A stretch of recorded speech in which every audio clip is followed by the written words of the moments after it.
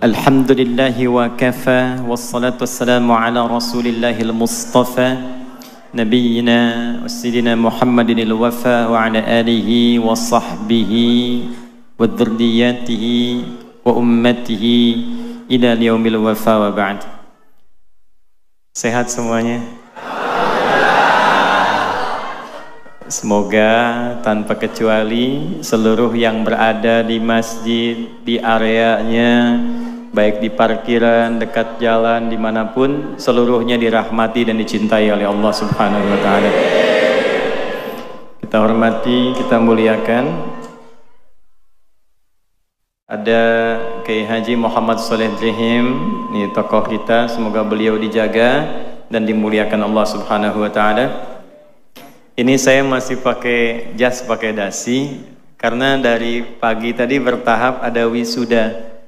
Karena kami memberikan ijazah menemani Ustadz Muhammad, jadi dengan terpaksa masih pakai dasi ke masjid ini. Insya Allah tidak mengurangi kehusyuan kita ibadah. Ada juga bersama kita saat ini Ketua Majelis Tabligh Pimpinan Pusat Muhammadiyah. Ini ada Ustadz Fatur Rahman Kamal. Di sini ada Ustadz Solihin Fannani di PWM Jatim juga beserta tim. Kita juga dihadiri di sini ada Ustadz Maulid dari mana orangnya? Belum sampai. Ya, beserta seluruh dari unsur yayasan dan masjid tanpa kecuali semuanya. Sekali lagi, semoga kita semua berada dalam satu hadis Nabi sallallahu alaihi wasallam.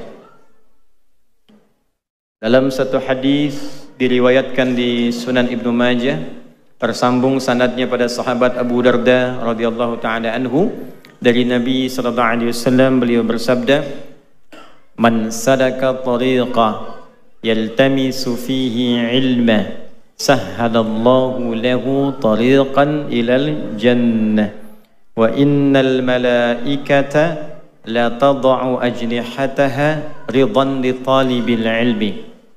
Wa inna talibal ilmi yastaghfiru lahu man fis samawati wa man fil ardi hatta al-khitan allati fil bihar. Wa innal ulama'a warathatul anbiya'i wa innal anbiya'a lam yurithu dirhaman wala dinara walakinnahum warathul ilma fahadduhu biwahadin wafir atau kama qala sallallahu alaihi wasallam." Paham? Tidak. Siapapun, laki-laki perempuan, tua muda, besar kecil, bergelar ataupun tidak, salaka tariqa, yang menempuh perjalanan yang tidak mudah. Ada syari', ada tariq, itu berbeda. Syari' jalan yang luas, jalan yang lebar, jalan yang lapang. Jika menjadi panduan dan sifat disebut syariah. Ada syariat Islam, jalan yang lebar menuju Allah, yang lapang, yang memberikan sifat-sifat ibadah. Karena itu dalam syariat Islam ada salat, karena salat jalan menuju Allah. Supaya tersambung dengan Allah, supaya dapat ridha Allah, maka diberikan jalannya. Kalau punya harta, bagaimana diridhoi oleh Allah? Ada jalannya, ada zakat. Kalau kita ingin mengontrol diri, nafsu, supaya Allah ridha dengan keadaan perilaku kita, ada jalannya, puasa. Kalau ingin dikumpulkan latihan sebagai miniatur kehidupan, supaya sehari, 2 hari, 3 hari, sampai 7 hari sepekan baik, usahanya bagus, pikirannya jernih, dikumpulkan jalannya dalam haji. Itu syariat. Jalannya lebar, lapang. Yang sekiranya belum bisa tahajud, ada duha, lapang sekali. Dari subuh ke zuhur, luas. Zuhur ke asar, lapang. Itu syariat, jalannya syariat. Tapi tariq berbeda. Tidak mudah. Kadang jalannya berliku, kadang macet, kadang rebutan saf, kadang juga mau masuk sudah tertutup. Ya? Tapi semuanya dihitung oleh Allah melalui lisan Rasulullah SAW tanpa kecuali. Jadi tidak membedakan apakah di dalam masjid, di luar masjid, di parkiran, semua yang sudah berjuang datang ke satu tempat. Yaltamisu fihi ilma. Tujuannya satu, untuk mendapatkan tambahan ilmu yang mendekatkan dia dengan Allah. Bukan ilmu biasa. Mendapatkan tambahan ilmu yang dengan itu membuat dia semakin dekat dengan Allah. Tujuannya betul-betul itu. Ya. Jadi kalaupun terpaksa harus ngangkat handphone memvideo, supaya ingat ada ilmu yang mendekatkan diri dengan Allah. Sahalallahu lahu tariqan ilal jannah. Maka setiap langkahnya, lelahnya, pilunya, hartanya, keringatnya, Allah perintahkan pada malaikat, hitung semua itu, lipat gandakan untuk meringankan langkah dia menuju surga saat hisab dilakukan. Jadi ini mahal, kegiatan seperti ini investasinya mahal. Karena ini proyek akhirat bukan dunia. Ya, proyek akhirat bukan dunia. Kenapa diberikan tawaran dunia, konser yang harus bayar, belum tentu dapat apa-apa, Anda mengeluarkan uang berdesak-desakan mencari dunia. Ketika Allah menawarkan kehidupan abadi dengan keindahannya di surga, melalui lisan terbaik, orang terbaik di muka bumi, yang pernah berkehidupan, maka disitulah kemudian hanya orang-orang yang merespon itu dan terpilih bisa mendapatkan kemuliaan dimaksud.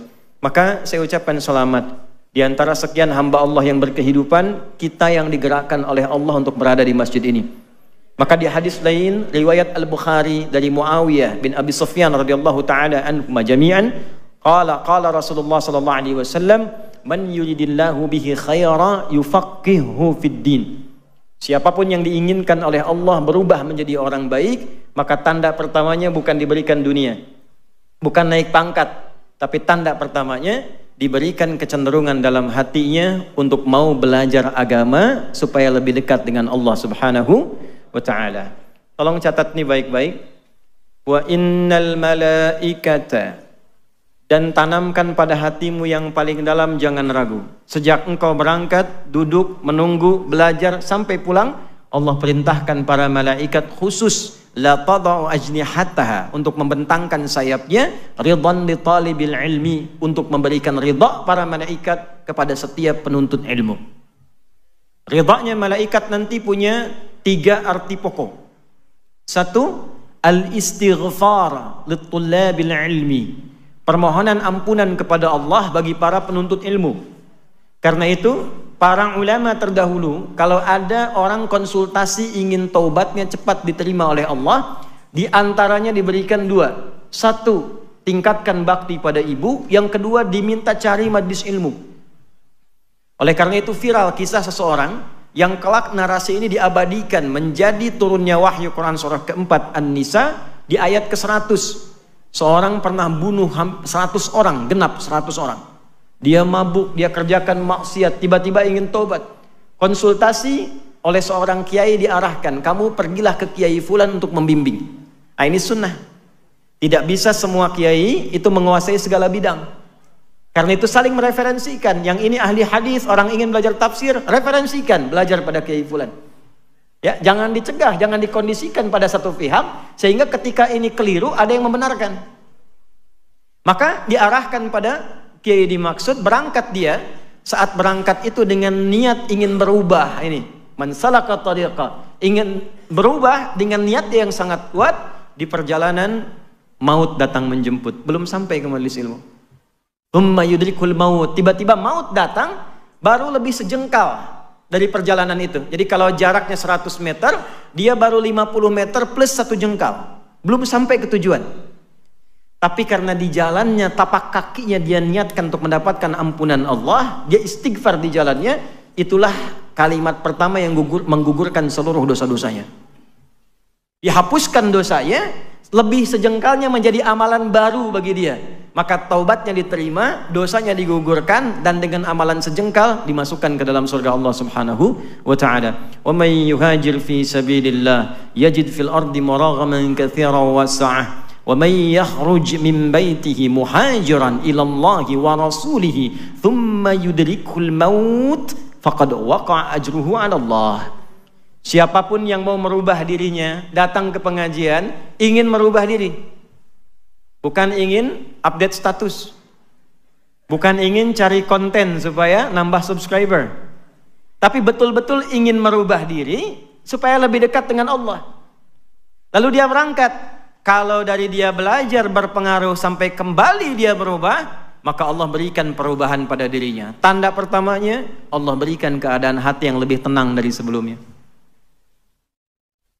Jadi kalau cari pengajian, buat yang merubah kita lebih dekat dengan Allah. Hati semakin tenang, lebih enak ibadah. Kalaulah kemudian dia meninggal, dia keluar, belum sampai ke tujuan, meninggal di tengah jalan. Thumma yudrikul maut, faqad waqa'a ajruhu 'ala Allah. Pakai fa, harfu atfin rabitin baina syai'aini bila hudud. Huruf penyambung dua peristiwa tanpa jeda. Peristiwa pertama berangkat dari rumah mau ngaji, peristiwa kedua datang kematian. Belum sampai meninggal. Digabungkan, saat meninggal itulah aku tuliskan, kata Allah, aku perintahkan malaikat tuliskan pahalanya, gugurkan dosanya. Nah, ini yang menjadikan orang tadi bernilai di hadapan Allah. Sekarang saya balik tanya nih, ada yang pernah bunuh orang nggak di sini? Mumpung ada polisi tadi itu di luar tuh. Tidak ada. Ada yang sering mabuk? Tidak ada. Ada yang zina? Tidak ada. Anda bisa bayangkan. Orang yang pernah bunuh 100 orang, kriminal hidupnya, datang ke majelis ilmu, di tengah jalan meninggal, diampuni dosa, masuk surga. Anda belum pernah bunuh orang. Tidak larut dalam kemaksiatan. Sudah ditempatkan di tempat ini, Allah yang pilih Anda. Saya nggak kenal Anda pada umumnya. Siapa yang gerakkan Anda sampai di sini? Kalau Allah sudah berkenan Anda datang di sini, dan Anda belum mau berubah, dengan cara apa lagi diarahkan jadi orang baik? Itu hal pertama yang paling penting tanamkan pada diri kita. Syukuri ya akhi. Ikhwan, bersyukurlah. Alhamdulillah, siang panas, orang waktunya tidur, makan, istirahat. Anda kok mau ngaji gitu? Ada yang dari pagi di sini saya dengar. Ada yang dari subuh. Tuh. Padahal saya masih di Sidoarjo dari subuh. Tuh. Ya, siapa yang gerakan Anda mau ke sini? Kalau dengan semacam itu Allah sudah gerakan, belum terfikir Anda untuk berubah, maka dengan cara apa lagi difasilitasi? Karena itulah, mari kita mulai kajian kita dengan singkat dan padat. Bagaimana membekali diri supaya lebih bersemangat untuk menjadi pribadi yang lebih baik. Inilah materi yang coba kita uraikan jika ujian itu terjadi. Itu temanya ya? Nah, maka hadapilah. Ya, demikian materi yang bisa disampaikan. Terus tadi ujian terjadi kok bikin status. Nggak nyangka ya. Ini terjadi ya, hadapi. Selesai materi. Salah sendiri yang bikin judul tuh. Apa itu ujian? Wa ma adraka ma ujian. Bagaimana menghadapinya? Seperti apa konstruksinya? Biasanya kalau kita paham dari awalnya, mudah mengatasinya. Bapak Ibu sekalian, kita mulai dengan Al-Quran surah kita pakai Quran ya, supaya lebih gampang. Surah kedua Al-Baqarah di ayat 155 sampai 157.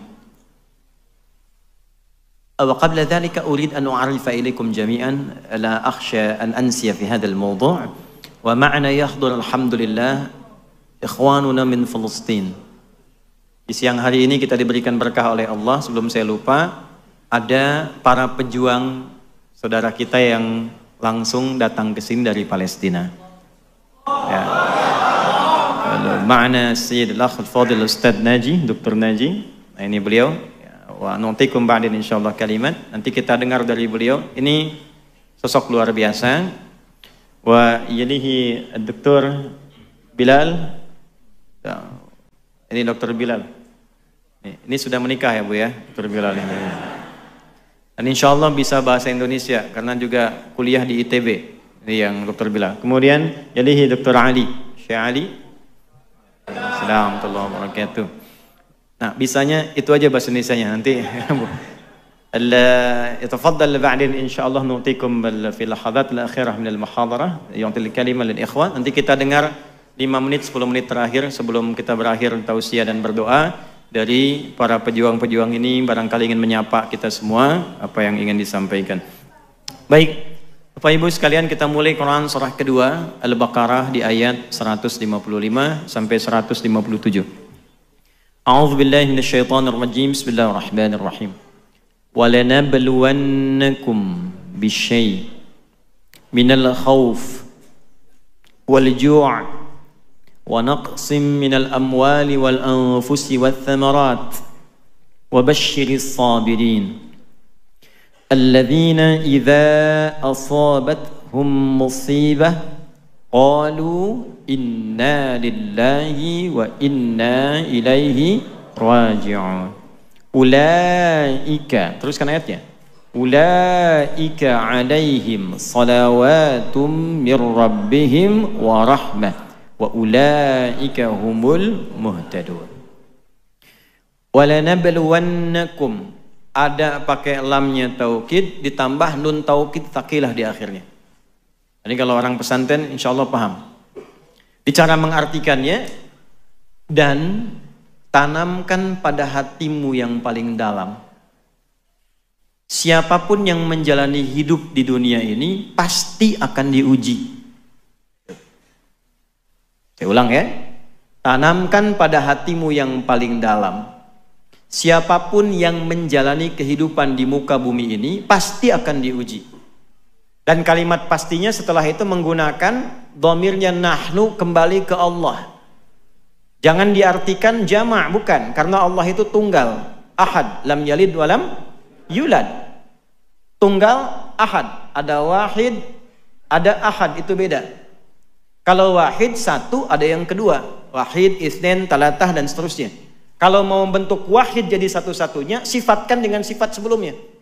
Misal, Tuhan satu-satunya, sebutkan Tuhannya, tambahkan wahid. Wa ilahukum ilahu wahid, maka kalimat ilah menjadi tunggal. Tapi kalau dihilangkan, ganti ahad. Qul huwallahu ahad, satu-satunya. Maka kalau ada bentuknya na, itu artinya ta'zimun nafsi li ta'zimi sya'ni. Menghadirkan keagungan Allah untuk menunjukkan satu hal yang penting yang akan disampaikan. Jadi kalau ada yang istimewa, yang penting itu digunakan dhamirnya nahnu. Saya ambil contoh begini. Malam Al-Qadar itu istimewa tidak? Penting tidak? Turunnya Al-Quran begitu penting. Malamnya penting. Saking pentingnya, maka digunakan dhamirnya nahnu. Inna, Quran surah 97. Inna anzalnahu fi lailatul qadar. Inna panjang, inna pendek tambah na, asalnya begitu. Inna na pendek, harfu nasbin wa taukidin tansibul isma wa tarfa'ul khabara mabniyun 'ala al-fathi la mahalla lahu min al-i'rabi. Paham? Tidak. Huruf yang berfungsi menguatkan, menajamkan, untuk memahamkan pada hati, tancapkan pada hatimu, jangan goyah. Yakinkan, aku tegaskan kata Allah, demi keagunganku kata Allah. Diturunkan Al-Quran itu di malam yang sangat istimewa. Jadi untuk menunjukkan keistimewaan turunnya Al-Quran, malamnya istimewa, Allah menghadirkan keagungan zatnya untuk menunjukkan itu penting. Saking pentingnya. Makanya malamnya menggunakan lailah. Jadi ada lail, ada lailah, itu berbeda. Kalau lail waktunya dari ba'da isya sampai menjelang fajar. Lail, sahar, fajar. Tapi kalau kita bicara pakai ta, itu istimewa. Lailah, ada yang istimewa di malam itu. Lail, malamnya. Jamaknya layali. Lala, lili, lela, layali, malam. Ibu leli, ibu malam-malam. Balik. Walanabluwannakum. Dan demi keagungan zatku, kata Allah. Aku informasikan, jangan sampai ragu. Setiap kalian yang hidup menjalani kehidupan di bumi ini pasti akan diuji. Nah, jadi persamaan pertama, ini tolong dibayangkan saja ya. Biasanya suka saya tulis, tapi karena kita agak padat, jadi dibayangkan. Hidup, yang hidup pasti diuji. Pengertian terbaliknya begini, pengertian terbaliknya. Fokus baik-baik. Semua orang yang hidup pasti menghadapi ujian.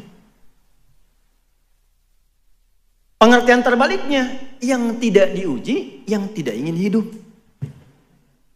Hanya orang yang sudah meninggal yang tidak diuji. Tuh. Kalau masih hidup, pasti diuji.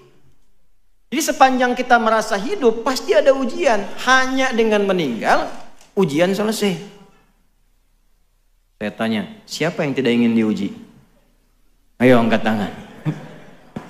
Kan alhamdulillah selesai masalah kita udah. Di sepanjang kita hidup itu pasti ada ujian. Macam-macam. Minal khauf, ada yang gelisah, khawatir. Tadi kan gelisah, ustadznya benar jadi datang nggak ya gitu. Jam berapa kajiannya dimulai kan? Ya.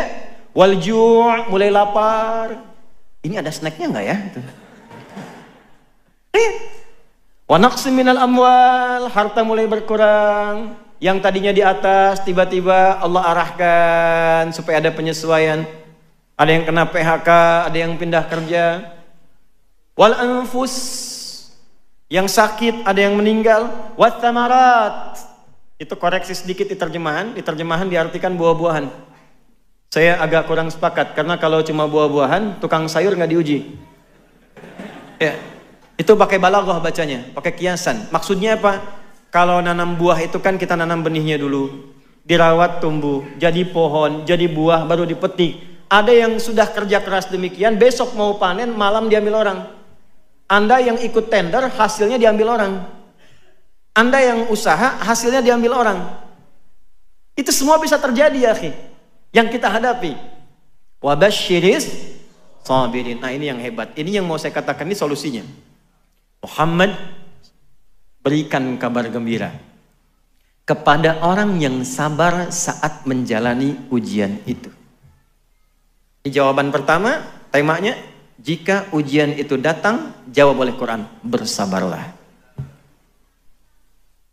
Belum selesai ini, pemahamannya begini. Kalau Nabi berikan berita gembira pada kita, kitanya gembira nggak? Saya ulang ya. Kalau Nabi ngasih kabar gembira ke kita, kitanya gembira nggak? Yakin? Baik. Kalau gembira, berarti nggak boleh ada keluhan. Nggak ada orang dikasih kabar gembira mengeluh. Bapak naik pangkat. Ya, kok kenapa mesti saya? Bapak dapat uang 1 miliar. Aduh, kenapa harus sekarang? Nggak ada orang dikasih kabar gembira mengeluh. Nggak ada meratap, nggak ada marah-marah. Kan gembira, masa gembira marah? Jadi ada orang hebat, dapat ujian malah gembira. Itu gimana cara memahaminya tuh? Diuji malah gembira. Normalnya dalam tanda petik yang belum paham ilmu, diuji itu biasanya sedih. Biasanya berusaha untuk nunggu waktu, kapan semua ini akan selesai. Kenapa mesti saya ya Allah? Ya memang kamu. Ini beda, ini ada ilmunya. Kok bisa diuji tapi malah gembira? Terima kasih ya Allah, menitipkan ujiannya kepada saya bukan pada yang lain. Nah ilmunya seperti apa? Kita teruskan dulu. Alladzina idza asabathum musibah qalu inna lillahi wa inna ilaihi raji'un. Perhatikan, ketika menyampaikan konsep ujian pakai kum, tuh penting sampai diingatkan, wung ya, hati-hati nih, perhatikan. Kalau di luar sudah pakai serino belum fokus juga dengan cara apa lagi tuh? Fokus. Ketika objeknya kemudian dihadirkan, siapa orang-orang yang bisa sabar itu? Lihat, walanabluwannakum, kum. Kita semua dikhitab nih, nggak ada satupun. Tapi ketika dimasukkan pada golongan orang hebat yang bisa senang menghadapi ujian, dibentuk lagi komunitas yang baru, orang-orang khusus, bukan orang biasa. Biasanya orang sedih, yang ini malah senang. Siapa orang ini? Ditawarkan oleh Allah. Anda mau masuk gak pada golongan itu? Maka dirubah kalimatnya menjadi alladzina, disebutkan sebanyak 1080 kali dalam Al-Quran. Bentuknya ini isim mausul, konjungsi, bentuknya jama. Bisa laki-laki, perempuan, besar, kecil, lintas gelar sosial. Jadi kita diajak oleh Allah. Ya, jadi nggak terbatas pada kiai saja. Kiai nggak tahu ilmunya sedih juga. Bukan terbatas pada ustadz saja, tidak. Kita semua ditawarkan, mau nggak punya gaya hidup yang menghadapi apapun senang. Di sini senang, di sana, di mana-mana. Bukan hatinya aja, pikirannya senang, fisiknya senang, gitu. Semua nyaman. Maka apa yang kemudian kita lakukan? Orang-orang hebat ini terbuka tawarannya ialah orang yang idza asabathum. Idza ketemu fi'il madhi maknanya mudhari'.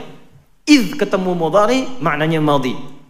Idza ketemu past tense maknanya present. Continuous future. Ya. Idza asabathum, apabila mereka menghadapi ujian yang sedang ada di hadapannya. Diuji, qalu, mereka meyakinkan pada hatinya, berkata. Jadi boleh katakan pada hati kita. Keluarkan kalimatnya. Kita punya ayatnya, katakan pada hati kita. Pertama, nanti saya detilkan. Inna lillahi wa inna ilaihi raji'un. Perhatikan ya. Idza asabathum musibah. Tadi satu sudah saya urai. Kalau hidup pasti diuji, maka bersabarlah. Yang kedua, ujian itu ternyata semua yang kita alami itu sifatnya ujian. Jadi Anda jangan batasi yang kita alami jadi ujian itu yang kita pandang jelek saja. Tidak. Tidak. Semua ini ujian. Ini saya ketemu Anda, ini ujian saya nih. Ini semua yang kita alami ujian. Musibah itu dari kata asaba yusibu, yang kita alami, yang menimpa kita. Setiap yang kita alami itu musibah, bentuknya dua. Ada musibah suka, caranya syukur. Ada musibah duka, caranya sabar. Contoh musibah syukur di Quran di surat apa? 27. Surat apa itu? An-Naml. Ayat berapa? Ayat 40. Di lisan siapa? Nabi Sulaiman. Liyabluwani aashkur am akfur. Jadi begitu ditampakkan istana Bilqis di hadapannya, ya, oleh satu orang yang diberikan ilmu oleh Allah kepadanya, muncul Nabi Sulaiman itu ingat, saya punya kemampuan dengan izin Allah menaklukkan awan, kemampuan bicara dengan hewan, kemampuan mengendalikan jin dan sebagainya. Lalu ditampakkan pembuktiannya. Apa kalimat pertamanya? Ini ujian bagi saya, apakah semua nikmat yang menyenangkan ini saya syukuri atau tidak? Jadi jangan Anda kira, maaf, ujian itu pada sesuatu yang duka saja. Ada yang meninggal, ujian. Sakit, ujian. Sehat pun diuji. Ya akhi, yang meninggal, maut datang padanya. Yang hidup, kehidupan hayat masih ada. Nurul hayat. Maut dan hayat itu ujian buat kita. Kalimatnya nabluwakum.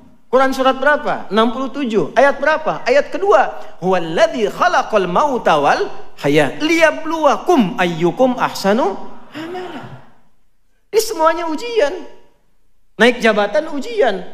Makanya orang dulu Pak Sobi, itu kalau jadi rektor, jadi pejabat, jadi apapun, itu kalimat pertamanya, Umar bin Abdul Aziz dilantik, kalimat pertamanya, inna lillahi wa inna ilaihi. Ada yang kuliah di sini mahasiswa?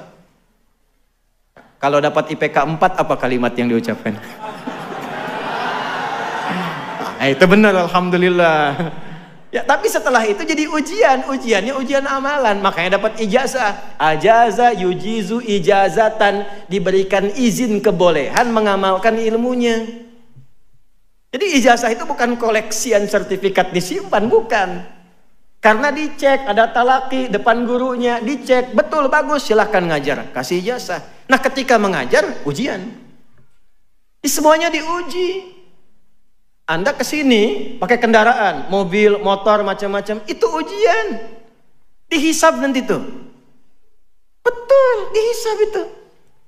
Makanya kalau Allah uji dengan benda apapun, pakai ibadah dulu. Dikasih Ferrari, subuhan dulu. Pakai ke masjid. Jadi pas dihisab ringan. Ini saya ikuti tuh pola itu tuh. Jadi kalau ada apapun Allah titipkan, saya ada baju nih. Dihadiahkan oleh Allah lewat tangan tertentu. Saya pakai sholat dulu tuh. Pakai sholat dulu. Jadi kalau dihisab enak. Ya di hidayat dari mana engkau dapatkan? Ya Allah, engkau maha tahu dengan segalanya. Si fulan memberikan hadiah dengan izinmu. Kemana engkau gunakan? Ya Allah, dipakai sholat. Gampang. Bajunya dikonfirmasi benar. Ya Allah, saya dipakai sholat di Masjid Nurul Hayat, Masjid As-Salam dan sebagainya. Nah, ini bikin sepekan sebelum acara, dijahit di tempat bagus, dapat baju baru, dipakai kondangan. Salah? Tidak, cuma dihisab. Tidak salah. Pulang dari sini, ibu ya, bu. Nah, ibu pulang dari sini, nanti buka pintu lemari baju, cek satu-satu. Mana yang belum pernah dipakai ibadah itu. Antum sama itu. Ya, sendal, motor, mobil itu ditanya. Nah, itu ujian. Ya, jika ujian itu terjadi, nah kan, maka bermuhasabahlah. Satu kan sabar, kedua muhasabah. Jadi jangan pahami dan batasi persempit ujian itu pada aspek duka saja. Begitu meninggal, innalillahi. Hidup pun innalillah. Karena kalimatnya hidup kita itu diuji oleh Allah, meninggal pun kita kembali kepada siapa? Nah, ini konsep yang kedua dulu. Sampai sini dulu. Kalau sudah paham ini, maka semua netral. Ajaban li amril mu'min. Ujian tuh. Sungguh mengagumkan perkara orang beriman itu. Apabila ditimpa sukacita syakara, dia bersyukur caranya. Apabila ditimpa duka cita sabara, dia bersabar. Jadi bagi orang beriman semua netral. Ada uang, alhamdulillah. Belum ada uang, ujian, sama. Makan gak makan asal syukur. Kumpul aja. Syukur kita, syukur alhamdulillah, alhamdulillah. Itu ya kalimat itu mahal sekali, gak bisa dibeli itu. Kalimat syukur itu gak bisa dibeli. Itu hanya bisa dilatih dengan kemuliaan-kemuliaan. Nah, sekarang mari kita pelajari teknisnya bagaimana melahirkan sikap seperti itu. Bagaimana supaya saat mendapat ujian kita punya satu kemampuan yang dibimbing oleh Al-Quran supaya bisa menerima itu dengan kebahagiaan. Nah, sekarang kita mulai dari ujian sabar dulu, karena biasanya ini yang paling tidak mudah dilalui. Pekerjaan tadinya lancar tiba-tiba hilang, ya kan? Sakit, cicilan belum lunas, dikejar pinjol, dan turunan-turunan lainnya. Yuk kita pindah teknisnya. Bagaimana teknisnya sabar, bagaimana teknisnya kita mengarahkan ini kembali kepada Allah. Satu, Quran surah kedua, ini kita detilkan. Di ayat 286.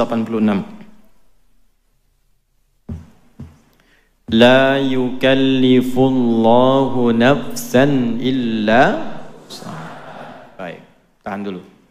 Ini saya mumpung ingat saya ijazahkan ya. Ada dua surah di dalam Al-Quran yang kalau kita rutin menjadikannya zikir,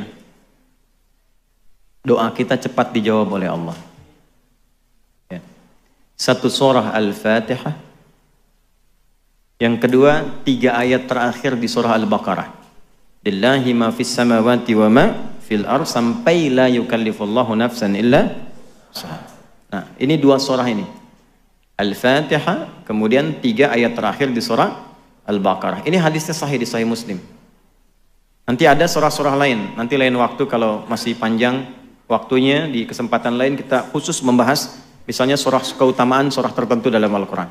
Saya kembalikan dulu. La yukallifullahu nafsan illa wus'aha.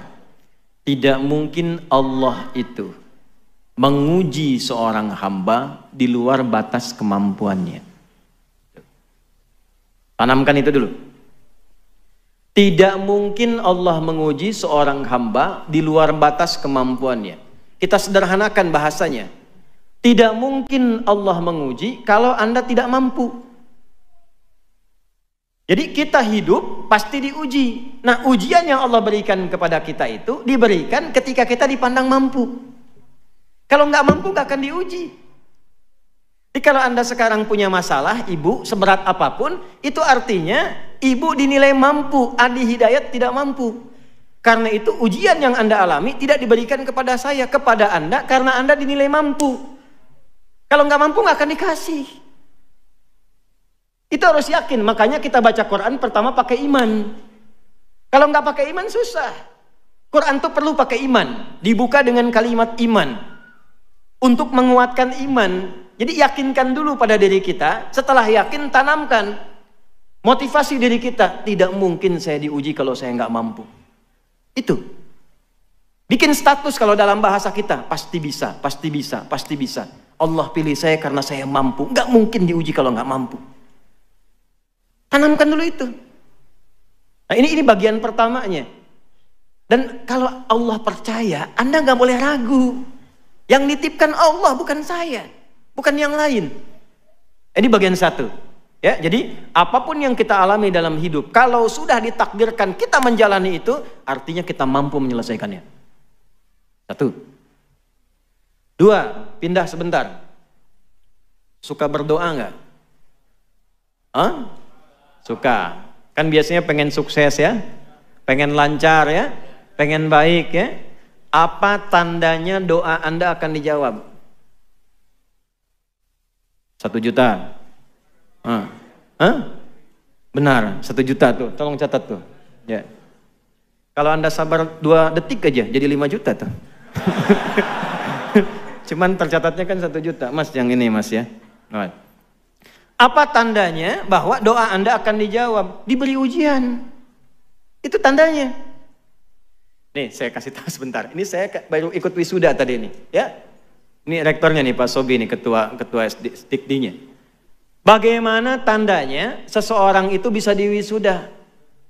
SD pengen naik ke SMP, SMP pengen ke SMA. Bagaimana caranya bisa naik? Diuji dulu. Kalau nggak ikut ujian, dia nggak akan naik kelas.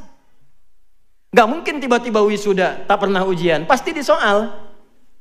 Kenapa harus diuji? Supaya diketahui kadar kemampuannya sebelum dia naik ke SMP, ilmunya dipandang telah tepat, mampu menjalani semua kegiatan di SMP. Bisa ngelola nggak? Bisa ikut pelajaran nggak? Bisa nyelesaikan nggak? Maka ujian itu berfungsi menguatkan siswa tadi sehingga ketika dipandang kuat, siap dia menjalani kehidupan berikutnya. Kita berdoa, tanda doa dikabulkan itu dikasih ujian dulu. Jadi jembatan menuju jawaban doa itulah ujian. Kenapa mesti diuji? Untuk mengetes pada diri kita, serius nggak pengen itu? Nanti kalau sudah dapat bisa ngelola nggak? Kalau dikasih nggak bisa ngelola, jadi musibah. Allah punya sifat Rahman, tidak ingin menetipkan satu hal pada seorang hamba yang menjadikan dia tersiksa dan punya dosa dengan itu. Karena itu ujian datang untuk mengoptimalkan dulu kemampuan kita, sehingga ketika itu diberi, telah siap kita menggunakannya. Itu asalnya. Jadi ketika Anda mengalami ujian, itu hasil doa Anda. Anda sendiri yang minta. Itu produk doa. Ya Allah, saya ingin begini, begini, begini. Datang ujian.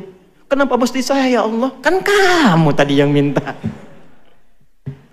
Jadi pahami, ujian itu sebagai jembatan menuju jawaban doa kita. Begitu kita minta ada masalah, segera bersyukur. Alhamdulillah, tandanya doa akan segera dijawab. Ya Allah, saya ingin berkhidmat untuk Al-Quran. Saya mencintai Quran ya Allah. Ikhtiar saya. Saya pengen lulus ya Allah di kampus yang bisa mengajarkan saya Quran, fikih dengan baik. Ikut kita daurah dari Madinah, bahkan sejak kelas 2 SMA saya belajar kurikulumnya itu. Begitu lulus langsung dikasih rekomendasi oleh orang yang di Timur Tengah, ada tanda tangannya, langsung diterima. Tiba-tiba begitu sudah disampaikan, siap di ACC, udah tanda tangan, boom, bom Bali terjadi. Dan kita berdoa pada Allah semoga tidak pernah terjadi yang demikian. Hati-hati ya, kalau aliran mengajak pada yang tidak benar segera tinggalkan. Ya, dulu pernah ada di Sarinah di Jalan Tamrin itu bom meledak, buar. Saya di Lampung itu Ustaz ditanya, jemaah acungkan tangan Ustaz, apakah bom di Jalan Tamrin termasuk jihad fisabilillah? Saya bilang, Mas, jihad fisabilillah itu jihad di jalan Allah, bukan di Jalan Tamrin. Balik lagi, bom meledak, alih-alih ke Madinah, ke Ciputat, Madinah Ciputat. Coba lihat bagaimana Allah menyiapkan sesuai jawaban doa. Apakah kecewa? Tidak. Gelisah? Tidak. Kita nikmati aja, terima kasih ya Allah. Diantarkan ke Ciputat. Ternyata ada kurikulum baru, cabang dari Al-Azhar kurikulumnya, namanya Dirasat Islamiyah wal Arabiyah. Di situ yang ngajarnya yang Arabnya, yang muftinya, konstruksi hukumnya. Sebelum berangkat saya disiapkan dulu. Tiba-tiba setelah 2 tahun semester 5, saya ngambil semester pendek. Tinggal 1 bagian lagi selesai saya. Ditelepon. Ustaz Adi, ini ada kuota ke Libya 2 orang. Tolong carikan. Siap saya cari. Begitu saya carikan ketemu satu. Saya bilang, Ustadz dulu namanya Ustadz Iyad Mulyana. Ustadz cuma ada satu. Kenapa enggak Ananda yang temani saja ke sana? Sudah saya berangkat. Niat mematuhi guru. Berangkat saya. Matuhi kiai, kita berangkat. Bismillah. Nyampe ke sana, oh ini yang saya cari. Di kampus itulah ternyata alhamdulillah yang kuliah hanya tulabul ilmi, duat saja, calon ulama saja. Belajarnya terukur di absen, bolos 3 kali langsung pulang. Kalau nyontek ketahuan pasti 100% rekornya. Langsung 2 jam diberikan persiapan untuk pulang, kemas-kemas barang, dikawal oleh bagian imigrasi ke bandara, dikasih catatan di dekat pasportnya, orang ini nyontek nggak boleh kembali. Harap-harap ke Madinah, berangkatnya ke Tripoli. Ternyata mazhab pertama di Madinah itu kan Maliki. Imam Malik itu imam Darul Hijrah, lahir di Madinah, tumbuh di Madinah, wafat di Madinah. Madhabnya Maliki, Darul Hijrah. Saya diantarkan ke tempat pertama madhab Maliki itu berada. Sekarang menyebarnya di mana? Afrika Utara, di Tripoli, Libya, madhabnya Maliki. Maka berangkat ke sana, ngaji tafsir, kemudian ke Kairo, ke Syekh Tantawi, Jauhari. Belajar tafsir, ngambil tafsir Al-Wasit, belajar di Bu'oth, dapat hadiah kitab tafsir Al-Wasit, dapat madhab Syafi'i. Belajar dengan Syekh Wahbah Zuhaili, lalu ngambil Maliki, ngambil Syafi'i. Ternyata dari situ diberangkatkan juga ke Saudi. Akhirnya kita ke Ummul Qura, kita kunjungi Madinah, dapat Hambali. Pulang-pulang ketemu teman-teman dari Asia Selatan, India, Pakistan, ya kan? IPB, India, Pakistan, Bangladesh. Ya, ternyata itu apa? Hanafi. Jadi kita berharap satu madhab, Allah antarkan 4 madhab. Karena kebutuhan rakyatmu, kebutuhan masyarakat umatmu di Indonesia bukan 1-2 madhab, 4 madhab. Disitulah kita belajar, oh ternyata alumni kita itu luar biasa. Ada yang ke Madinah, ada yang ke Libya, ada yang ke Maroko, ada yang ke Tunis. Pulang-pulang menyebar. Yang dari Madinah pulang ke Surabaya, baca bismillahnya karena Hambali disirkan, keluar. Bismillahirrahmanirrahim. Alhamdulillahi Rabbil Alamin. Yang pulang kemudian dari Mesir, baca bismillahnya dijaharkan. Bismillahirrahmanirrahim. Alhamdulillahi Rabbil Alamin. Yang pulang dari Libya, dari Tunis, yang dari Asia Selatan, itu Maliki dan Hanafi, bismillahnya tidak dibaca, langsung hamdalah. Alhamdulillahi Rabbil Alamin. Setelah dicek, Allahu Akbar. Ternyata cara baca bismillah dipelajari 4 mazhab, ada 4 cara. Kurang lebih ada yang menghitung 70 hadis, caranya ada 4. Bisa dibaca keras jahar, bisa disirkan silent, bisa tidak dibaca sama sekali, bisa dibaca rakaat pertama bismillah jahar, selanjutnya nggak dibaca. Seperti Imam Madinah yang kemarin bacakan di Istiqlal. 4 cara. Kalau tidak belajar itu masalah. Saya jadi petugas haji 2010 di Masjidil Haram. Orang pertama yang menerima jemaah Indonesia, imamnya Syekh Syudes pada waktu itu sholatnya Isya. Istawu, istaqimu, Allahu Akbar. Alhamdulillahi Rabbil Alamin. Komen jemaah samping saya, iki imamnya Muhammadiyah ya. Saya nggak jadi takbir. Muhammadiyah cabang Masjidil Haram.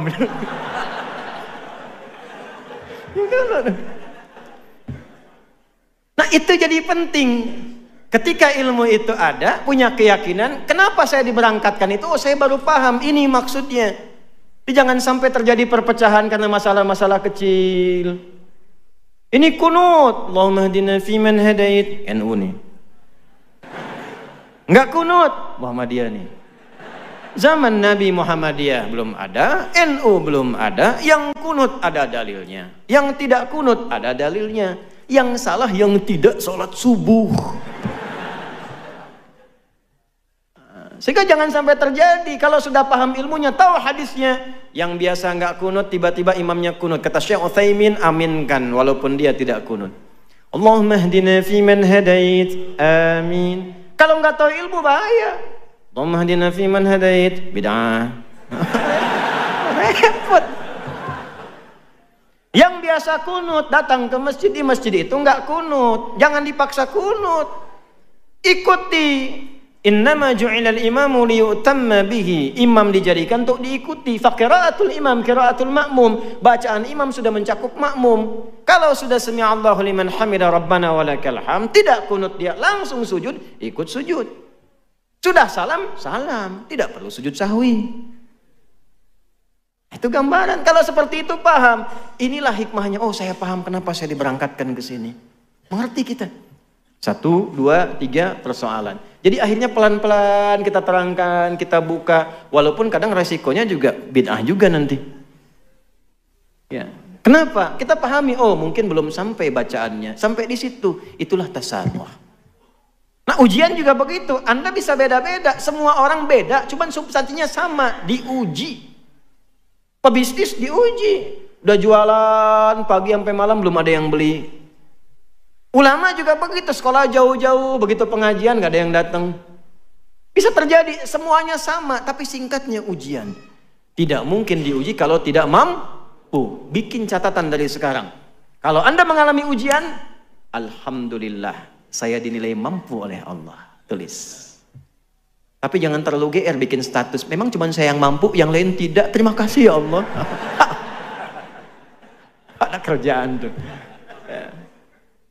Belum selesai sampai situ, karena ujiannya akan dijalani. Nah kemudian bagaimana prakteknya? Sudah ada itu, ada semangat. Maka pindah ke Quran surah Al-Insyirah. Surah 94. Alam nashrah wa wada'na alladhi anqadha dhahrak wa rafa'na fa inna ma'al fa idza wa ila. Apa artinya insyirah? Lapangan. Bagus. Kalau nggak ada hadiahnya semua pengen jawab cepat tuh. Memang luar biasa. Insyirah itu sesuatu yang lapang dan luas, lebar. Kenapa surat ini muncul? Al-ibratu bi'umumil lafdhi la bi khususis sababi. Tidak khusus saja kisah tentang asbabun nuzulnya, tapi pesan besarnya keumuman lafadznya untuk kita. Perhatikan baik-baik, ini poin pentingnya. Bapak Ibu sekalian, ketika kita diuji, kunci paling besar perannya ada di sini, di hati. Ini yang mengendalikan. Fisik kita hanya mengeksekusi.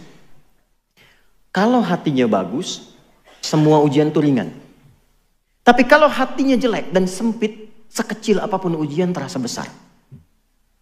Maka ayat ini ingin memberikan satu panduan kepada kita, lapangkan hatimu di setiap saat, sehingga masalah apapun yang dihadapi jadi kecil. Anak muda datang kepada seorang kiai konsultasi. Saya sampaikan kisah ini pada presiden di masa lalu ketika sedang gundah. Dan ikut tausiah saya sampaikan, alhamdulillah setelah itu cerah. Fadilah Quran. Datang seorang anak muda ke seorang kiai, kusut wajahnya. Dia ingin mengadukan masalah. Dibawalah oleh kiai itu ke satu danau yang lapang. Kiainya bawa gelas, bawa garam. Jadi yang satu bawa gelas, satu bawa garam, satu genggaman. Sudah tiba di samping, kata kiai itu, coba ambil air dari danau itu, ambil. Lalu diisi oleh kiai itu dengan setengah genggam dari garam. Minum. Oh itu asin, minum dulu. Begitu diminum betul asin. Dia muntahkan airnya. Lalu yang kedua, sisa setengah garam itu dilemparkan oleh kiai tadi ke danau tadi. Yang airnya segar. Sekarang ambil lagi yang baru. Diambil, minum. Bagaimana rasanya? Segar. Itulah keadaan hatimu. Kalau hatimu hanya sesempit cawan ini, maka masalah kecil pun akan terasa besar, seperti garam sedikit pun terasa asin. Tapi kalau engkau lapangkan hatimu seluas danau ini, maka yang besar akan terasa kecil, yang hilang pun, yang kecil pun hilang begitu saja. Nah sekarang bacakan ayatnya. Alam nashrah laka sadrak. Hei, tolong tempatkan ayat itu kepada diri kita. Walaupun konteksnya waktu itu ke Nabi Muhammad. Bawa ke dalam diri kita. Misal, Asep ada di sini? Ada. Doni? Cecep, Firman? Ada semua ya? Ganti yang nggak ada. Ini pasti nggak ada nih. Suneo. Pasti nggak ada ya? Misal Suneo nih diuji. Katakan pada hatinya, alam nashrah laka sadrak. Hei Suneo. Udah, jangan ketawa dulu. Ganti saya aja deh, Adi. Hei Adi Hidayat. Bukankah aku sudah buat hatimu lapang? Kenapa engkau kecilkan? Aku sudah ciptakan hatimu itu luas untuk menghadapi setiap masalah. Kenapa engkau jadikan kecil sehingga engkau tidak mudah menghadapi masalah? Ya akhi, hati kita ini diciptakan oleh Allah walaupun kecil, isinya lapang. Untuk apa? Memudahkan semua masalah dihadapi. Bahasa bebasnya begini, saya sudah lapangkan, kenapa engkau sempitkan? Sehingga masalah yang bisa engkau alami dengan mudah itu menjadi berat. Bukan karena berat masalahnya, tapi karena sempit hatinya. Alladzi kalau dhahrak, itu yang membuat kita itu berat dari ujung kepala sampai ujung kaki. Kepikiran, dikasih ayam gak mau, kenapa gak dimakan? Ayam belum digoreng. Jalan gelap gitu, padahal harta masih ada, cuman karena satu masalah. Alam nashrah laka sadrak wa wada'na anka wizrak. Dulu itu engkau punya banyak masalah, aku selesaikan. Ini Anda berapa tahun? 20 tahun, 30 tahun, 40 tahun. Bukankah sepanjang hidup kita sudah mengalami banyak masalah? Kalau dikumpulkan, kalau mau tahu setiap punya masalah, catat satu-satu. Supaya Anda tahu berapa masalah yang sudah Anda hadapi selama hidup. Ini sampai sekarang, ratusan ribu, jutaan masalah sudah kita hadapi. Allah sudah lapangkan hati kita, diselesaikan. Kenapa yang ribuan masalah yang lalu kita selesai nyaman, dengan satu masalah kita merasa berat? Aku sudah lapangkan hatimu, sehingga ribuan masalah di masa lalu bisa selesai. Kenapa dengan satu masalah yang sekarang engkau begitu berat? Barangkali engkau sempitkan hatimu itu. Secara psikologi kalau sekarang punya masalah, lihat masa lalu. Yang dulu aja selesai, masa yang sekarang nggak selesai. Nah itu maksudnya. Katakan. Wa wada'na anka wizrak alladhi anqadha dhahrak wa rafa'na. Dulu kamu sukses, nggak inget ya? Dulu kamu hebat. Ketika hatimu lapang, kamu sukses. Kenapa engkau harus tidak belajar dari peristiwa dulu? Apakah sukses tiba-tiba begitu saja sukses? Kan ada tahapannya. Yang ini pun aku akan antarkan kepada yang lebih tinggi lagi ketika engkau lapangkan keadaan hatimu. Tanya balik dong, belum selesai. Caranya gimana ya Allah supaya lapang? Inna ma'al usri, fa inna ma'al usri. Nah, rumus nahunya pakai. Inna, yakinkan pada hatimu yang paling dalam. Katakan. Di balik segala kesulitan pasti ada Tuh, lihat sini. Saya bahas dua bagian. Ini masih ada waktu nggak? Alhamdulillah. Tenang.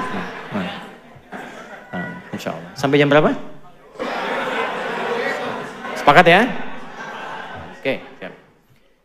Saya jam 2 kurang seperempat mau ke bandara. Anda sampai Isya. Yang belah sini nih Pak, tadi mau sampai Isya.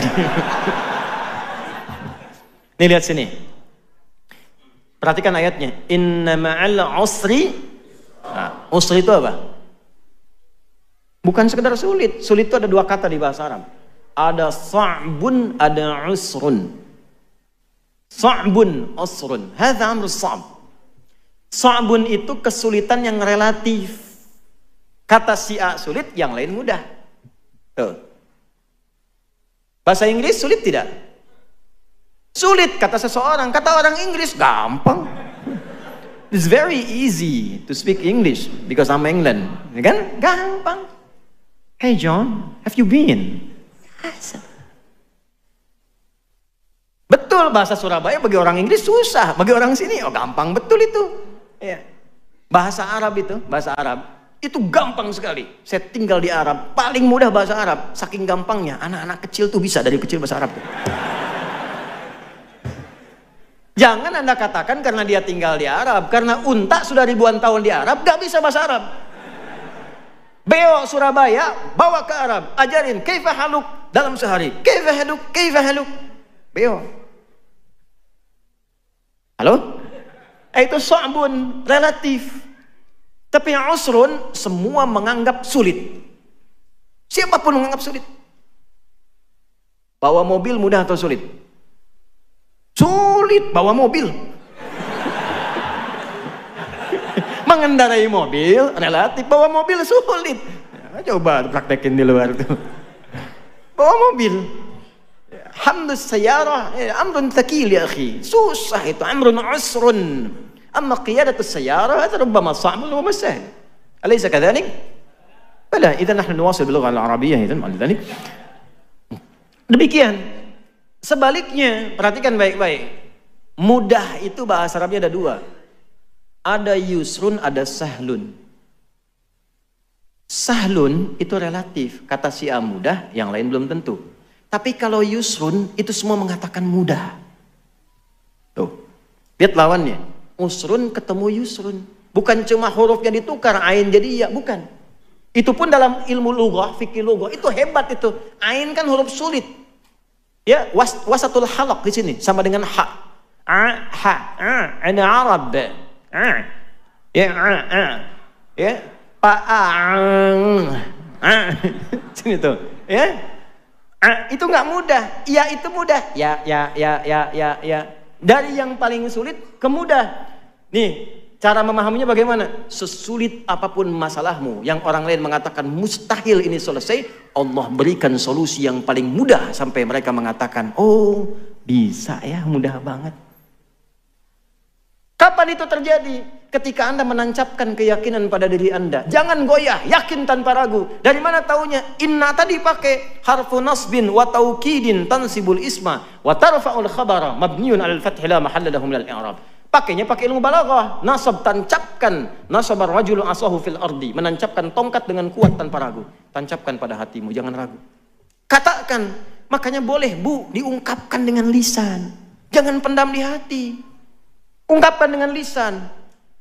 Bagaimana kalimatnya? Pasti selesai. Kalau terjemah begitu, di balik kesulitan ada kemudahan. Kepanjangan. Pasti selesai.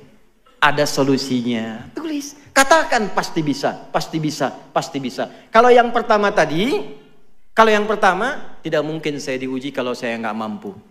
Mampu. Yang kedua, pasti ada solusinya, pasti bisa. Itu yang punya ayatnya kita, yang pakai orang Jepang. Saya ngajar di Jepang dan belajar bahasa Jepang. Saya belajar bahasa Jepang. Watashi wa Indonesia no adi desu. Saya Adi dari Indonesia. Ya.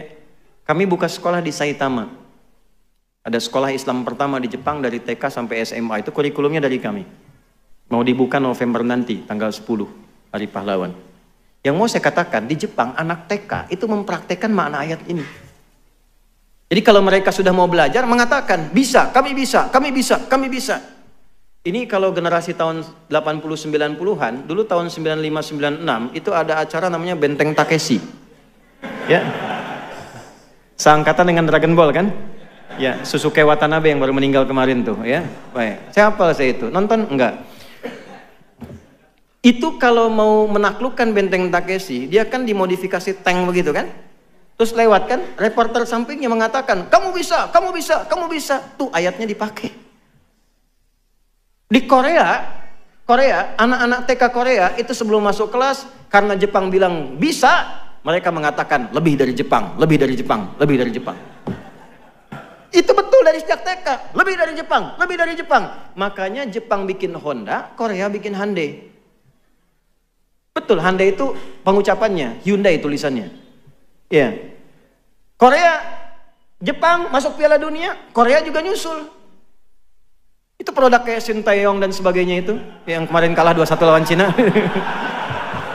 Sebentar lagi kita ketemu Jepang itu, hafal saya hafal. 1-1 dengan Australia, 1-1 dengan Saudi, 2 sama dan 96+3. Ya, waktu di Bahrain, hafal saya itu. Ya.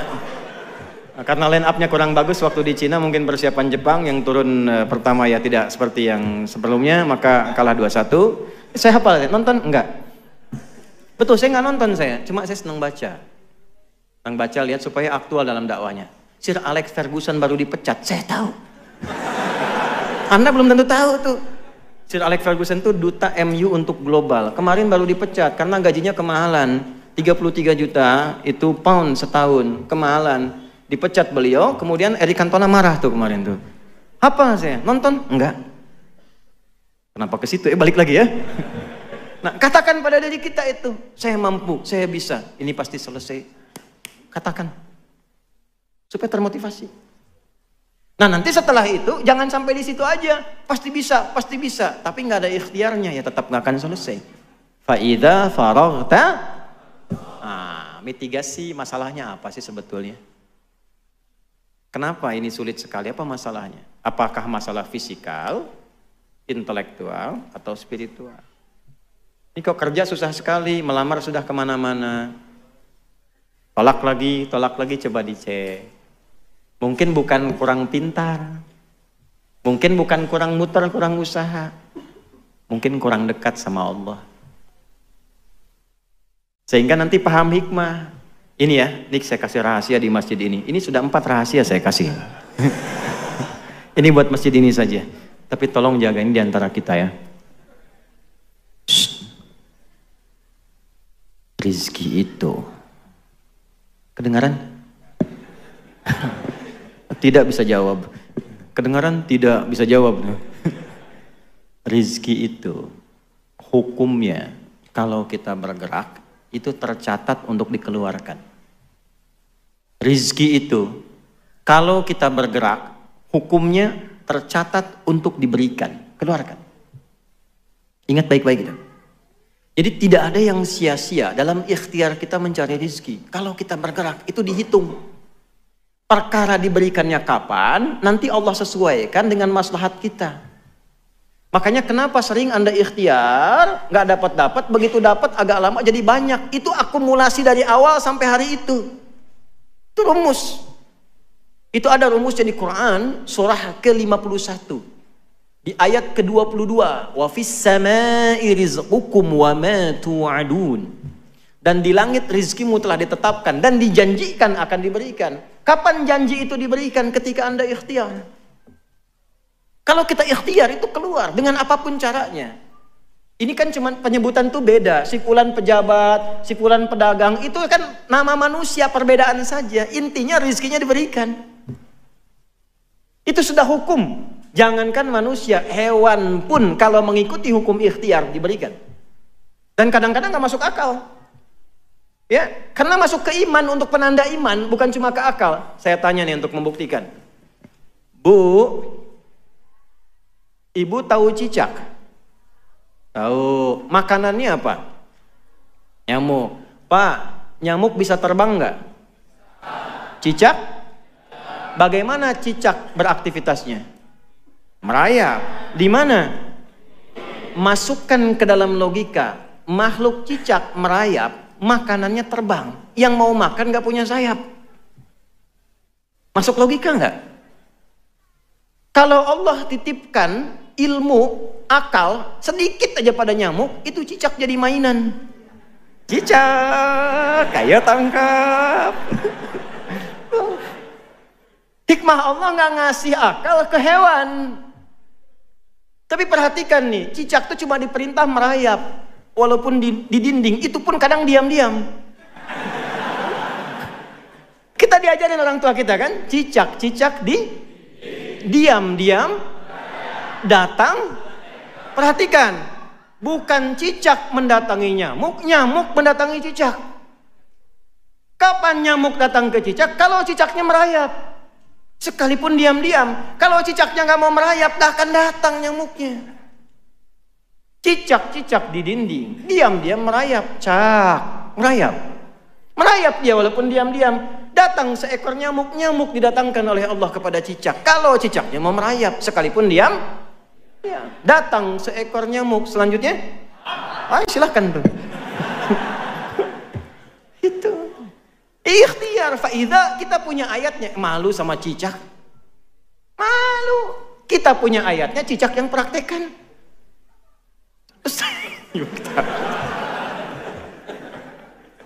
Ibu. Terus ngejek lagi. Nah, makan nyamuk tuh. Kita punya ayatnya, yang ngaji kita masa yang praktekkan cicak? Ya. Nih, tahu cacing nggak? Cacing tahu? Kalau cacing disimpan di atas wajan, terus bawahnya dipanasin tuh, wajannya, kartelnya dipanasin, cacingnya gimana? Menggeliat, gerak kan? Gerak. Pertanyaan saya kenapa? Salah. Bukan panas, karena cacing nggak bisa ngeluh. Aduh panas, aduh sakit, nggak bisa. Karena nggak banyak ngeluh, dia langsung cari solusi, bergerak, berikhtiar, cari tempat yang membuat dia lebih dingin. Hewan tahu, kita manusia lebih mulia daripada hewan. Walaqad karramna bani Adam, wa hamalnahum fil barri wal bahr, wa razaqnahum minat thayyibat, wa faddalnahum ala katsirin mimman khalaqna tafdila. Quran surah 17 ayat ke-70. Nah, ikhtiar. Kalau nggak ikhtiar susah, Pak. Ada 2 orang di Mesir, mahasiswa pintar, dua-duanya ahli Quran. Cuma beda pandangan. Yang satu punya prinsip, dia hafal tadi Ad-Dariyat tadi, pokoknya kalau rizki Allah pasti kasih, nggak nyari pun diberi. Teman yang kedua bilang, kamu harus ikhtiar, tetap dicari. Untuk membuktikan itu sepakat, yang pertama yang beranggapan rizki akan diberi walaupun tanpa ikhtiar, maka dia berusaha sembunyi di ruang DKM masjid, di bawah meja ada kolong. Datanglah donatur muhsinin. Tuh Ustadz Maulid tuh, ternyata muhsinin ada sanadnya tuh. Ya. Biasa bagi makanan. Begitu dibagi yang lain dapat, ini nggak dapat karena sembunyi. Kan nggak boleh ikhtiar. Lapar 1 hari. Hari kedua dibagi, ini nggak dapat. Begitu hari ketiga, makanan banyak diberikan, sisanya agak banyak, ini sudah nggak bisa tahan lapar. Hal min akhar, kata muhsinin tadi, ada yang lain nggak? Kata DKM-nya karena nggak tahu, la yujad ahad, khalas intah, nggak ada yang lainnya lagi. Ini karena nggak tahan lapar, akhirnya dia kasih kode. Kan? Baik. Maka ketika dengar itu kaget, dibuka ada orang sembunyi sudah kelaparan, dikasihlah kemudian 3 bungkus. Jatah hari pertama, kedua, ketiga, bayangkan. Poinnya bukan itu. Ketika itu diberikan, datanglah kawan yang kedua itu untuk membuktikan. Kan saya bilang apa dari hari pertama? Rizki itu mesti dicari walaupun dengan kode kan? Ini nggak ada teh manis anget misalnya. Enggak, ini contoh aja. Mesti ada. Kalau nggak ada begitu, nggak ikhtiar, nggak akan bisa terjadi. Contoh.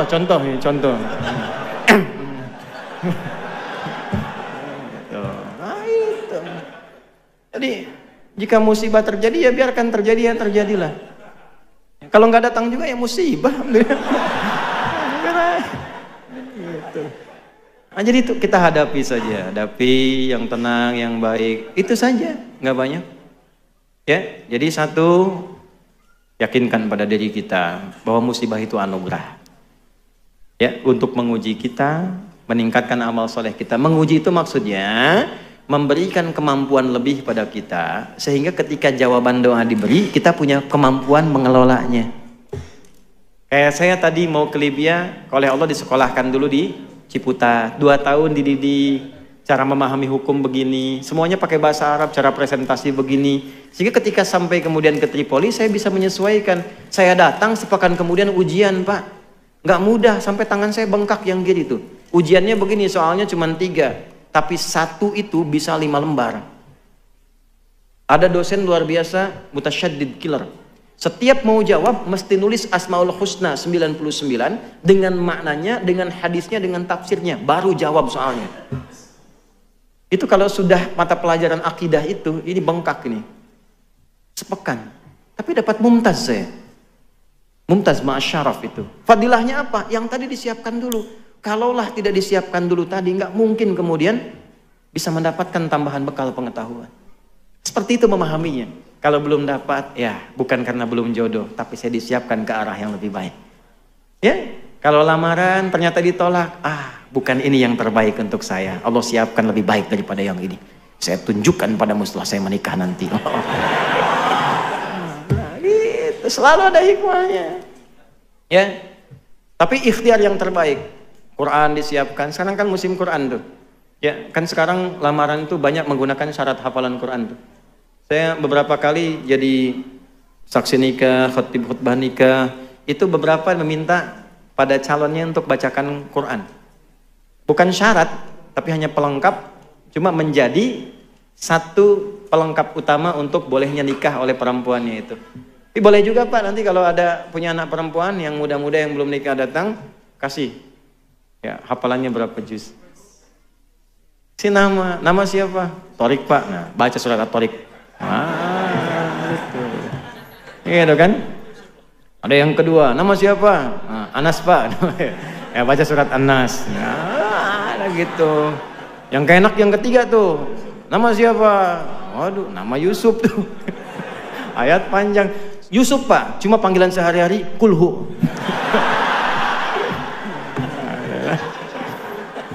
Ya itu ya yang kita kaji hari ini. Amanat saya 2. 1, jaga sholat. Saya mohon kalau bisa saling mendoakan, upayakan tahajud. Ya, kalau sholat 5 waktu nggak usah ditanya, itu standar. Tahajud itu luar biasa fadilahnya. Kalau bisa jangan tinggal kalau masih mampu menunaikannya. Berusaha walaupun sunnah hukumnya. Yang kedua, Quran. Saya mohon Quran, jadi ahli Quran. Jadi ahli Quran. Sehari baca Quran. Baca ya, baca Quran. Mau tidur baca dulu. Mau berangkat 1 lembar aja, suami istri 1 halaman sebelum tidur sama anak-anak baca. Insya Allah teduh ke hati. Walladzi anzala as-sakinata fi qulubil mu'minin liyazdadu imanan ma'a imanihim. Di rumah tangga pengen sakinah, kuncinya iman, jalurnya Quran. Orang yang rajin mengkaji Quran, baca Quran, insya Allah dijaga oleh Allah kehidupan rumah tangganya dan jasadnya dijaga ketika dia meninggal. Ya, saya juga sama Bu. Ini jangan dikira saya dari pagi itu belum berhenti sampai sekarang. Silakan tanya sama bapak-bapak ini. Tapi yang mau saya katakan, saya masuk mobil saya ngaji, jalan saya ngaji saya, murojaah. Ngaji Pak. Ke pesawat saya naik ngaji, nunggu ngaji. Cuman kan nggak harus pengumuman, saya mau ngaji dulu ya, nggak begitu. Ngaji aja biasa. Murojaah, tanamkan lagi. Tapi ke hatinya enak, tenang. Ya, lihat antum walaupun banyak masalah kan tenang gitu. Alhamdulillah. Ya, sekarang kita dengar wa nasma' nastami ala mada 5 daqa'iq lil ikhwah min Palestina. Kita dengar sekitar 5 menit ya dari teman-teman dari Palestina untuk bisa menyapa kita dan memberikan kabar-kabar baik untuk kita semuanya sebagai motivasi. Al-5 daqa'iq dan ani sa'adzab mubasyaratan ilal matar. Saya mau pergi ke bandara setelah ini, jadi nanti mohon diberikan akses. Wa tafaddal li Syekh Dr. Naji al-waqt wal makan lahu fa ana akunu mutarjiman biidznillah. Saya menerjemahkan ya. Allah يبارك فيك. الله يبارك فيك. تفضل. أعوذ بالله السميع العليم من الشيطان الرجيم. بسم الله الرحمن الرحيم. ربنا لا تزغ قلوبنا بعد إذ هديتنا وهب لنا من لدنك رحمة إنك أنت الوهاب. ربنا إنك جامع الناس ليوم لا ريب فيه ووفيت كل نفس بما كسبت لا ظلم اليوم. أحييكم بتحية الإسلام العظيم تحية أهل الجنة فالسلام عليكم ورحمة الله وبركاته. Ya, setelah beliau menyapa kita semua, membacakan Quran surah Ali Imran khusus ayat ke-8 sampai dengan ke-9 untuk memantapkan hatinya dan memohon kepada Allah kebenaran janjinya dan menyampaikan kepada kita tentang apa yang terjadi selama ini dengan ayat Quran supaya kita bersiap juga menjelang kematian. الإخوة والأخوات الحضور الكرام، عام على طوفان الأقصى ولا زال طوفان الأقصى مستمرا. Bapak dan Ibu sekalian, apa yang kita lihat sekarang terjadi di Palestina dari Tufan Al-Aqsa, jangan digambarkan bahwa itu perjuangan selesai, tapi perjuangan akan terus berlangsung. طوفان الأقصى يناديكم جميعا يا بني اركب معنا. Perjuangan di Palestina memanggil kita semua, bukan sekedar bagi penduduk Palestina, wahai seluruhnya, naik bersama perahu bersama kita menuju ridha Allah Subhanahu wa taala. غزة اليوم بإذن الله أعدت أنفسهم، إخوانكم في غزة أعدوا أنفسهم لمعركة طويلة. غزة بإذن الله لن ترفع الراية البيضاء، والنصر بإذن الله تعالى سيكون حليف هذه الأمة. نحن لا نخشى على غزة بل نخشى على أنفسنا. Perjuangan yang dimulai di Gaza sampai detik ini, sampai kapanpun, tidak pernah kita akan mengibarkan bendera putih. Kami tidak akan menyerah. Kami yang di Gaza berjuang, Anda pun yang di luar berjuang. Sungguh kami tidak khawatir dengan keadaan kami di Gaza yang sampai saat ini berjuang. Yang kami khawatirkan Anda saat ini yang tidak berada di Gaza. من كان يتوقع أن هذه البقعة الصغيرة غزة أن تصمد أمام الأحزاب الذي تآكلت الأكلة إلى قصعتها فقد اجتمع الغرب بخيله وخيلائه لقتل هذا المشروع الإسلامي الحضاري في غزة. Siapa yang bisa membayangkan sebuah daerah kecil, kemudian juga daerah ini diembargo dari berbagai sisi dengan kekuatan yang besar, seperti halnya kekuatan-kekuatan serangga-serangga besar memperebutkan kue-kue yang kecil dan semua bersatu untuk menghancurkannya. Siapa yang bisa membayangkan suasana itu? ولذلك جئنا لأهلنا في أندونيسيا نقول وإن استنصروكم في الدين فعليكم النصر واجب النصرة فرض عين على كل مسلم ومسلمة ما كان الله ليذر المؤمنين على ما أنتم عليه حتى يميز الخبيث من الطيب. Untuk itulah kami datang ke Indonesia untuk menyampaikan pada Anda, si kecil ini tetap teguh berjuang sampai detik ini. Dan perjuangan yang kami niatkan bukan sekedar berjuang untuk berperang, bukan, tapi untuk mempertahankan nilai-nilai agama yang kita anut. Dan perjuangan agama ini bukan hanya untuk ahli Gaza, tapi untuk kita semua dimanapun semua berada. Karena dengan itulah kemudian kita diuji untuk menghadap kepada Allah Subhanahu wa Ta'ala, untuk membedakan siapa yang bersih, yang tulus, dan siapa yang memang tidak tulus dalam berjuang untuk agamanya. Allahu Akbar. Allahu Akbar. Allahu Akbar. برغم صور الألم، برغم صور الدمار، هذه صور عزة وكرامة. غزة بإذن الله ستكمل الطريق، ولكن ونقول وبكل ثقة قد اقترب الوعد الحق، فالحق بالركب، لا تبرحوا الجبل، لا تتركوا غزة وحيدة. جزاكم الله أهلنا في أندونيسيا، جزاكم الله أهلنا في كل مكان على جهودكم الكبيرة في التضامن، ونريد الاستمرار في التضامن مع قضية فلسطين، مع قضية غزة، لأننا بدأنا نشعر أن الأمة بدأت تألف الدماء. غزة ليست أرقاما، فالوقت من غزة من دم، لذلك عدد الشهداء في كل دقيقة يزداد. فقفوا مع قضيتكم. بارك الله فيكم والسلام عليكم ورحمة الله وبركاته. Masalah di Gaza tidak cukup dengan gambar yang Anda lihat hancur, dengan video yang tersebar, dengan korban-korban yang merata. Bukan masalah angka yang bisa Anda hitung, tapi di sana ada darah-darah para pejuang, di sana ada darah-darah orang yang tidak berdosa, di sana ada tanda-tanda perjuangan. Jangan Anda melihat bahwa dengan gedung-gedung hancur, semua kemudian jadi korban, bahwa perjuangan itu selesai. Tidak. Kami tidak akan pernah menyerah. Kami akan terus berjuang di jalan Allah. Justru kami menginginkan dan datang ke sini pada Anda semua. Mohon setidaknya bantulah kami dengan doa, bantu kami dengan support, bantu dengan apa yang mungkin segala Anda bisa lakukan supaya perjuangan ini bernilai di hadapan Allah Subhanahu wa Ta'ala. Inilah yang bisa beliau sampaikan untuk kita semua. Dan alhamdulillah ini ada Majlis Tabligh PP Muhammadiyah, ma'ana Majlis Tabligh PP Muhammadiyah. Saya anzamu ma'akum fi qadhiyat Gaza untuk menyampaikan juga bantuan ke Gaza sejumlah 1 miliar rupiah.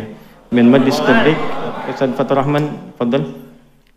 Fi al-hadiyah ma'akum wa ma'ala ahli Gaza. Ya, bi miliar wahid. Alhamdulillah, mudah-mudahan ini jadi suatu kebaikan. Bukan angkanya, bukan donasinya, tapi kita tunjukkan kepada mereka bahwa Gaza tidak sendirian. Kita ada bersama mereka, dan amanat undang-undang juga kita selalu berusaha sebagai jadi warga global untuk membebaskan siapapun dari nilai-nilai penjajahan yang ada di muka bumi ini. Allahumma taqabbal minna innaka antas sami'ul alim. Tub 'alaina innaka antat tawwabur rahim. ربنا لا تدع لنا في مقامنا هذا ذنبا إلا غفرته ولا هما إلا فرجته ولا دينا إلا قضيته ولا مريضا إلا شفيته ولا حاجة من حوائج الدنيا والآخرة فيها لك رضا وفيها لنا الصلاح إلا قضيتها يا أرحم الراحمين. اللهم يا خير الناصرين، اللهم انصر إخوتنا في فلسطين في غزة يا أرحم الراحمين، واجعل أحياءهم مجاهدين في سبيلك وموتاهم شهداء وألحقنا معهم في رحمتك يا أرحم الراحمين. وألحقنا معهم في رحمتك يا أرحم الراحمين وألحقنا معهم في رحمتك يا أرحم الراحمين مع الذين أنعمت عليهم من النبيين والصديقين والشهداء والصالحين وحسن أولئك رفيقا ربنا آتنا في الدنيا حسنة في الآخرة حسنة وقنا عذاب النار وصلى الله على سيدنا محمد وعلى آله وصحبه أجمعين وآخر دعوانا سبحانك اللهم ربنا وبحمدك نشهد أن لا إله إلا أنت نستغفرك ونتوب إليك والحمد لله رب العالمين.